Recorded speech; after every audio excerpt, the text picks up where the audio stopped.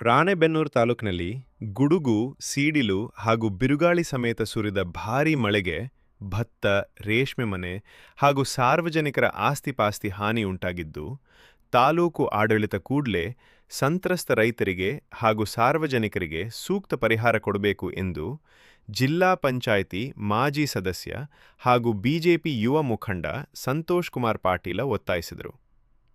ನಗರದಲ್ಲಿ ಬುಧವಾರ ಸುದ್ದಿಗೋಷ್ಠಿಯಲ್ಲಿ ಮಾತನಾಡಿದ ಅವರು, ತಾಲೂಕಿನಲ್ಲಿ ಸುರಿದ ಭಾರೀ ಮಳೆಯಿಂದ ಬಾಳೆ, ತೆಂಗು, ಅಡಿಕೆ ಹಾಗೂ ಭತ್ತದ ಬೆಳೆ ಹಾನಿಗೊಂಡಿವೆ.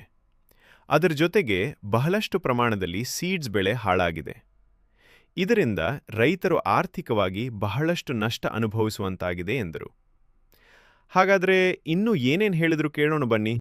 ಸತತ 2-3 ದಿನಗಳಿಂದ ರಾಣೆಬೆನ್ನೂರು ತಾಲೂಕಿನಲ್ಲಿ ಆನೇಕಲ್ಲು ಮಳೆ, ಗುಡುಗು, ಆನೇಕಲ್ಲು, ಹೆವಿ ರೇನ್, ಭಾಳ ದೊಡ್ಡ ಮಟ್ಟದಲ್ಲಿ ಬಿರುಗಾಳಿ ಸಹಿತ ಮಳೆ ಆಗ್ತಿರೋದ್ರಿಂದ ತಾಲೂಕಿನಲ್ಲಿ ಹಲವಾರು ಕಡೆ ಈಗಾಗಲೇ ಪೀಕ್ ಹಾಳಾಗಿದೆ.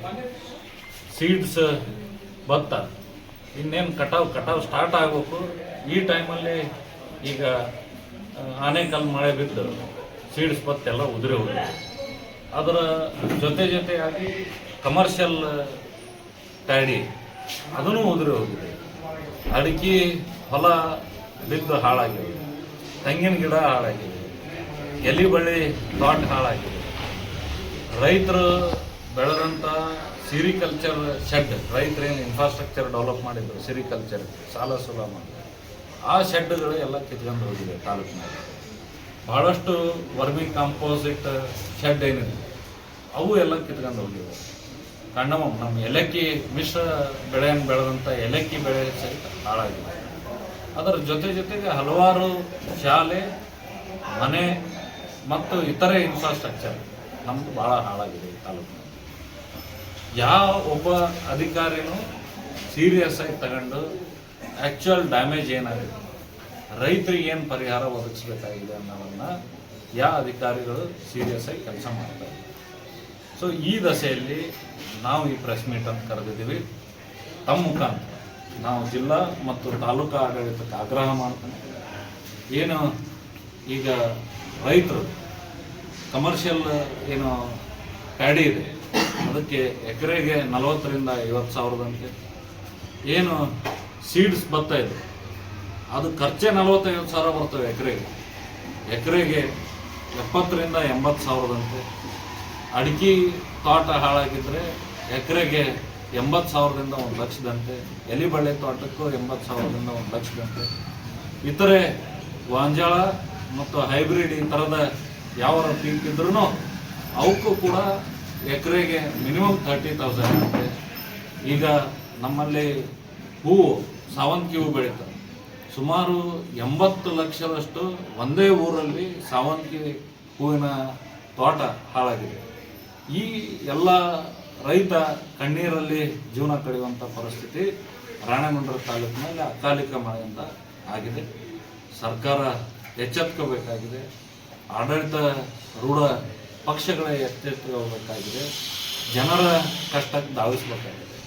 ನಿಮಗೆ ಗೊತ್ತಿರಲಿ, ತಾವೆಲ್ಲ ನೋಡಿರೋ ಹಾಗೆ ಆ ಮಳೆಯಿಂದ ರಾಣೆಬೆನ್ನೂರು ನಗರದ ವಿವಿಧ ಭಾಗಗಳು, ಈಗ ಚೌಡೇಶ್ವರಿ ಬಡಾವಣೆ ಇರ್ಬೋದು, ಶ್ರೀರಾಮ್ ನಗರ ಇರ್ಬೋದು, ಚೋಳಮಳ್ಳಿ ಇರ್ಬೋದು, ಈ ಥರ ಹಲವಾರು ಭಾಗಗಳಲ್ಲಿ ನೀರು ನುಗ್ಗಿ ಅವ್ರೇನು ನಮ್ಮಲ್ಲಿ ನಮ್ಮ ಪ್ರಾಕ್ಟೀಸ್ ಇದೆ, ತಿಂಗಳಿಗೆ ಬೇಕಾದಷ್ಟು ರೇಷನ್ ಮನೆಗೆ ತಗೊಂಡು ಹೋಗಿರ್ತೀವಿ. ಆ ರೇಷನ್ ಎಲ್ಲ ಹರಿದು ಹೋಗಿ ಜನಕ್ಕೆ ಊಟಕ್ಕಿಲ್ಲ ಪರಿಸ್ಥಿತಿ ನಿರ್ಮಾಣ ಆಗಿದೆ.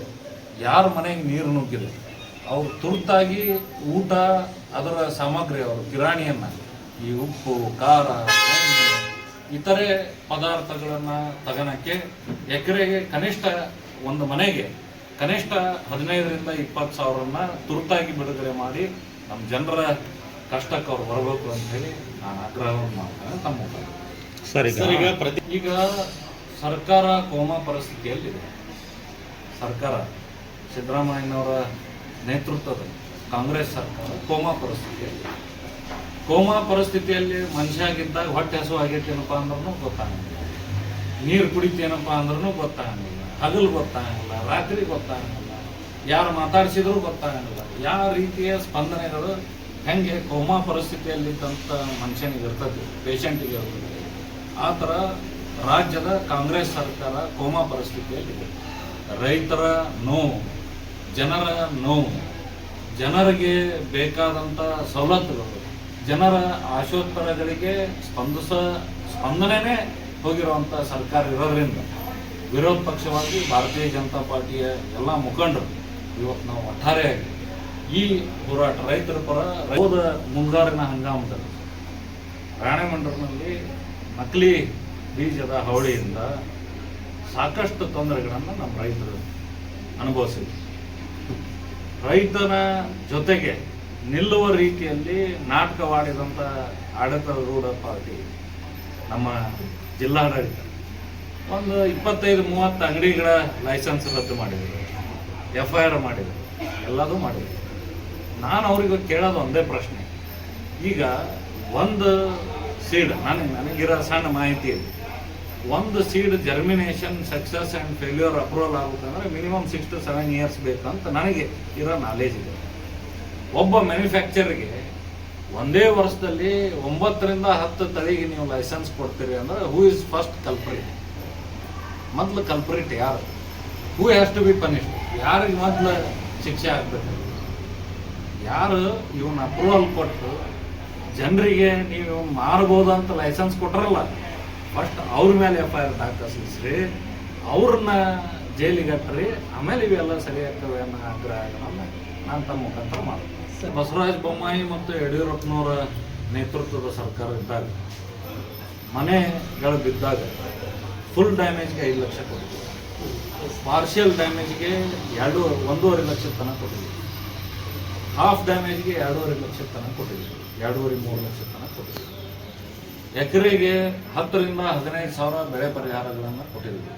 ಬೊಮ್ಮಾಯಿ ಸಾಹೇಬರ ನೇತೃತ್ವದಲ್ಲಿ ತುರ್ತು ಇಮಿಡಿಯೇಟ್ ಪರಿಹಾರನ ಅನೌನ್ಸ್ ಮಾಡಿದ್ರು ಅವರು ಮುಖ್ಯಮಂತ್ರಿಗಳಿದ್ದಾಗ. ಫಸ್ಟ್ ಇನ್ಸ್ಟಾಲ್ಮೆಂಟ್ ಬೊಮ್ಮಾಯಿ ಸಾಹೇಬರು ಮುಖ್ಯಮಂತ್ರಿ ಇದ್ದಾಗ ಅನೌನ್ಸ್ ಮಾಡಿ ಫಸ್ಟ್ ಇನ್ಸ್ಟಾಲ್ಮೆಂಟ್ ಕೊಟ್ಟರು. ಈಗಿನ ಸರ್ಕಾರ ಕೇಳ್ರಿ, ಅವ್ರ ಸರ್ಕಾರ ಬಂದು 2.5-3 ವರ್ಷ ಆಯ್ತು, ದೊಡ್ಡದಾಗಿ ನಮ್ಮದು 3 ವರ್ಷದ ವಿಜಯೋತ್ಸವ, ಏನೇನೋ ಗ್ಯಾರಂಟಿಗಳ ಸರ್ಕಾರ ಅಂತ ಹೇಳ್ತದೆ. ಆ ಬೊಮ್ಮಾಯಿ ಸಾಹೇಬರು ಕೊಟ್ಟಂಥ ಪರಿಹಾರ, ಇನಿಷಿಯಲ್ ಪರಿಹಾರನ ಫುಲ್ಫಿಲ್ ನೆಕ್ಸ್ಟ್ ಕಂತು ಕೊಡಬೇಕಲ್ಲ, ಇವತ್ತಿನವರೆಗೂ ಕೊಡುವಲ್ಲಿ ಸರ್ಕಾರ ವಿಫಲ ಆಗಿದೆ. 50-60 ಕೋಟಿ ಏನೋ ಇರಬೇಕು ಅಂತ ನನ್ನ ಅಂದಾಜು, 13 ಕೋಟಿ ಚಿಲ್ಲರೆ ಏನೋ ಇರಬೇಕಂತ ನನ್ನ ಅಂದಾಜಿದೆ. ಸೊ ಈ ಥರದ ವ್ಯವಸ್ಥೆ ಸರ್ಕಾರದಲ್ಲಿದ್ದಾಗ ಈಗ ನಾನು ವಿರೋಧ ಪಕ್ಷದಲ್ಲಿದ್ದೆ, ಭಾರತೀಯ ಜನತಾ ಪಾರ್ಟಿ ಮತ್ತು ನಮ್ಮೆಲ್ಲ ಮುಖಂಡರು ನಾವು ವಿರೋಧ ಪಕ್ಷದಲ್ಲಿದ್ದು ರೈತರ ಪರ ಧ್ವನಿ ಎತ್ತೋದು, ರೈತರ ಸಲುವಾಗಿ ಹೋರಾಟ ಮಾಡೋದು ನಮ್ಮ ಕೆಲಸ. ಅವ್ರ ಧ್ವನಿಯಾಗಿ ಸರ್ಕಾರಕ್ಕೆ ಹೋಗ್ತೀವಿ. ಸರಿ, ಈ ಥರ ಎಲೆಕ್ಷನ್ ಇನ್ನು 2028ಕ್ಕೆ ಬರ್ತದೆ, ಅಸೆಂಬ್ಲಿ ಎಲೆಕ್ಷನ್. ನನ್ನ ಆದಿಯಾಗಿ ಬಹಳಷ್ಟು ಜನ ಆಕಾಂಕ್ಷಿಗಳಲ್ಲಿ ಈ ರಾಜಕಾರಣ ಮಾಡೋದು ರೈತರ ಪರಿಹಾರದಲ್ಲಲ್ಲ, ರೈತರಿಗೆ ಪರಿಹಾರ ಕೊಡ್ಬೇಕಾಗತ್ತಲ್ಲ ಅಂತ ರಾಜಕೀಯ ನಾಟಕ ಆಡಿ ತಪ್ಸ್ಕೆನ ಅಂತ ಹುನ್ನಾರಗಳನ್ನು ಮಾಡೋದು ಬಿಟ್ಟು ಏನು ಸಾಧ್ಯ ಇದೆ, ರೈತರಿಗೆ ಕೆಲಸ ಮುಟ್ಟಬೇಕಾಗಿದೆ, ಏನು ಜನರು ನಾವು ಕೆಲಸ ಮಾಡಬೇಕಾಗಿದೆ. See the public has given you the mandate. ಸರ್ಕಾರಕ್ಕೆ ಜನ ಮನ್ನಣೆಯನ್ನು ಕೊಟ್ಟಿದ್ದಾರೆ. ಅವರು ಆಶೋತ್ತರಕ್ಕೆ ನಡೆದ್ರೆ ಮಾತ್ರ ಮುಂದೆ ನಿಮ್ಮ ಸರ್ಕಾರ, ಇಲ್ಲ ಅಂದರೆ ಸರ್ಕಾರ ಇಲ್ಲ. ಸರಿ. ಪಾರ್ಟಿಯ ವತಿಯಿಂದ ನಮ್ಮ 2 ಮಂಡಲದ ಅಧ್ಯಕ್ಷರು ಎಲ್ಲ ಮುಖಂಡರ ನೇತೃತ್ವದಲ್ಲಿ ನಾವು ರೈತರ ಪರ ಹೋರಾಟಗಳನ್ನು ಮಾಡ್ತೇವೆ. ಪರಿಹಾರ ಕೊಡಿಸ್ಬೇಕು. ಮಿನಿಮಮ್ ಈ ವಾರದಲ್ಲಿ ಇಮಿಡಿಯೇಟ್, ನಾಳೆ ಅಥವಾ ನಾಳೆ ಎಷ್ಟು ಭತ್ತ ಹಾಳಾಗಿದೆ ಅವ್ರು ಪರಿಹಾರ ಕೊಡದೇ ಇರಲಿ, ಅದು ಬೇರೆ ಪ್ರಶ್ನೆ. ಫ್ಯಾಕ್ಟನ್ನು ಮರೆಮಾಚಬಾರ್ದು. ಏನು ಲಾಸ್ ಆಗಿದೆ, ಎಕ್ಸಾಕ್ಟ್ ಲಾಸನ್ನು ಜಿಲ್ಲಾಡಳಿತಕ್ಕೆ ಮತ್ತು ಸರ್ಕಾರಕ್ಕೆ ಕೊಡುವಂಥ ಕೆಲಸ ತಾಲೂಕು ಅಧಿಕಾರಿಗಳಿಂದ ಆಗಬೇಕು. ಅವರು ರಿಪೋರ್ಟ್ ಕೊಡಲಿ, ರಿಪೋರ್ಟ್ ಕೊಟ್ಟ ನಂತರ ಜನರಿಗೆ ಹೆಂಗೆ ಅದನ್ನ ಹೋರಾಟ ಮಾಡಿ ರೊಕ್ಕ ಕೊಡಿಸ್ಬೇಕು ಅನ್ನೋದು ನಮಗೆ ಗೊತ್ತೈತಿ, ನಾವು ಕೊಡಿಸ್ತೀವಿ. ಸರ್, BJP ಆಫೀಸ್ ಮಾಡೋಕ್ಕೇನು ಹಿಂದೇಟ್ ಹಾಕಿಲ್ಲ. BJP ಬಹುಶಃ ಯಾರ್ದು ವೈಯಕ್ತಿಕ ಸ್ವತ್ತಲ್ಲ, ಭಾರತೀಯ ಜನತಾ ಪಾರ್ಟಿ ಮತ್ತು ಭಾರತೀಯ ಜನತಾ ಪಾರ್ಟಿ ಆಫೀಸ್ ಕಾರ್ಯಕರ್ತರ ಸ್ವತ್ತು. ನನ್ನ ಆದಿಯಾಗಿ ಕಟ್ಟ ಕಡೆ ಕಾರ್ಯಕರ್ತಂದು ಅಧಿಕಾರ ಇದೆ ಆ ಪಾರ್ಟಿ ಆಫೀಸ್ ಮೇಲೆ. ನಂದು ಒಬ್ಬಂದೇ ಅಥವಾ ಇನ್ನೊಬ್ಬರೊಬ್ಬರದೇ ಯಾರ್ದು ಪೇಟೆಂಟ್ ಇಲ್ಲ ಪಾರ್ಟಿ ಆಫೀಸ್ ಮೇಲೆ. ಕಟ್ಟ ಕಡೆಯ ಕಾರ್ಯಕರ್ತಂದು ರೈಟ್ಸ್ ಇದೆ ಆ ಪಾರ್ಟಿ ಆಫೀಸ್ ಮೇಲೆ. ಒಂದು ಶಿಷ್ಟಾಚಾರ ಇರುತ್ತೆ. ನಾವಿಬ್ಬರು ಅಧ್ಯಕ್ಷರುಗಳಿಗೆ ಮನವಿ ಮಾಡಿದ್ವಿ. ತುರ್ತಾಗಿ ಸುದ್ದಿಗೋಷ್ಠಿಯನ್ನು ಮಾಡಿದ್ವಿ. ಬೇರೆ ಬೇರೆ ಕೆಲಸ ಕಾರ್ಯಗಳಿಗೆ ನಾಳಿಂದ ಭತ್ತ ಕೊಯ್ಯಕ್ಕೆ ಸ್ಟಾರ್ಟ್ ಮಾಡಿದ್ವಿ. ಇವತ್ತು ಎಷ್ಟೋ ಜನ ರೈತರ ಇಟ್ಕೊಂಡ್ರೆ ಏನು ಮಾಡೋದು, ಕೊಯ್ದು ಬಿಡೋಣ ಅಂತೇಳಿ ಬೇಲೂರು ಈ ಕಡೆ ಉದ್ಗಟ್ಟಿ ಹಿಲ್ದಳ್ಳಿ ಭಾಗದಲ್ಲಿ ಭತ್ತ ಕೊಯ್ಯಕ್ಕೆ ಸ್ಟಾರ್ಟ್ ಮಾಡಿದ್ದಾರೆ. ಸೀಡ್ಸ್ ಭತ್ತನ ನಮ್ಮ ಭಾಗದಲ್ಲೂ ಕೊಯ್ಯಕ್ಕೆ ಸ್ಟಾರ್ಟ್ ಮಾಡಿದ್ದಾರೆ.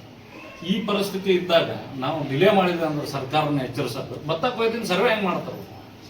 ದೊಡ್ಡದಾಗಿ ಪ್ರೆಸ್ ಮೀಟ್ ಮಾಡಿದ್ರಪ್ಪ ಎಲ್ಲಿ ಸ್ಪೀಕ್ ತೋರಿಸ್ಬರ್ರಿ ಅಂದ್ರೆ ತೋರ್ಸಕ್ಕೆ ನಮಗೂ ಇಲ್ಲ. ಅದಕ್ಕೆ ಇಮಿಡಿಯೇಟ್ ಅವರು ಅಟೆಂಡ್ ಮಾಡಲಿ ಅನ್ನೋ ದೃಷ್ಟಿಯಿಂದ ನಾವು ಕರೆದಿದ್ವಿ. ಗ್ರಾಮೀಣ ಅಧ್ಯಕ್ಷರು ಅವ್ರ ಕಾರ್ಯನಿಮಿತ್ತ ಬೇರೆ ಹತ್ರ ಇದ್ದರು, ಶಹರ್ ಅಧ್ಯಕ್ಷರು ಅವ್ರ ಕಾರ್ಯನಿಮಿತ್ತ ಬೇರೆ ಹತ್ರ ಇದ್ದರು. ಅನಿವಾರ್ಯ ಏನಾಗಿದೆ, ಮನೆ ಯಜಮಾನರು ಬೇರೆ ಬೇರೆ ಕೆಲಸದಾಗ ಬ್ಯುಸಿ ಇದ್ದಾಗ ಉಳಿದ ಕೆಲಸ ನಾವು ಉಳಿದರೆಲ್ಲ ಸೇರಿ ಮಾಡ್ಬೇಕಲ್ಲ.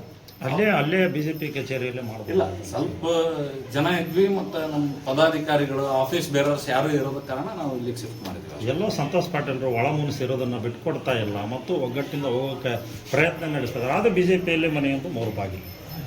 ಬಿಜೆಪಿ 3 ಬಾಗಿಲು ಅಂತ ನೀವು ಹಂಗೆ ತಿಳ್ಕೊಂಡಿದ್ದೀರಿ ಅಷ್ಟೇ. ಬಿಜೆಪಿ ಏನು 3 ಬಾಗಿಲಿಲ್ಲ, ಅವೆಲ್ಲ ಒಗ್ಗಟ್ಟಿದ್ದೀವಿ. ಈಗ ನಮ್ಮ ಮಾಜಿ ಶಾಸಕರು, ನಮ್ಮ ಅಣ್ಣರು, ಅವರು ಬೇರೆ ಬೇರೆ ಹೋರಾಟದಾಗ ಬ್ಯುಸಿ ಅದಾರ. ಮತ್ತು ಮನೆ ಯಜಮಾನ್ ಬೇರೆ ಕೆಲಸ ಬಿದ್ದು ಇದ್ದಾಗ ಉಳಿದ ಕೆಲಸ ನಾವೆಲ್ಲ ಸೇರಿ ಮಾಡ್ಬೇಕು. ಇಲ್ಲಿ ಮತ್ತು ತಾಲೂಕಿನ ಜನದ ಪರ ಹೋರಾಟ ನಾ ಮಾಡ್ತೇನೆ, ಮತ್ತು ಅವರು ಬೇರೆ ಬೇರೆ ಹೋರಾಟಗಳಲ್ಲಿ ಬ್ಯುಸಿ ಅದಾರ. ಮತ್ತು ಅವನ್ನೆಲ್ಲ ಸರಿದೋಗ್ಸ್ಕೊಂಡು ಹೋಗೋ ಪ್ರಯತ್ನ ಮಾಡ್ತಾ ಇದ್ವಿ ಎಲ್ಲರೂ ಸರಿ. ಒಟ್ಟಾರೆ ಯಾವುದಿಲ್ಲ, it is fighting for the right. Democracy ಯಾವಾಗಲೂ ತಮ್ಮ ಹಕ್ಕಿಗಾಗಿ ಹೋರಾಟ ಮಾಡ್ತಾರೆ. ವೈಯಕ್ತಿಕ ಇಚ್ಛೆ ಏನೂ ಇರೋದಿಲ್ಲ. Thank you sir.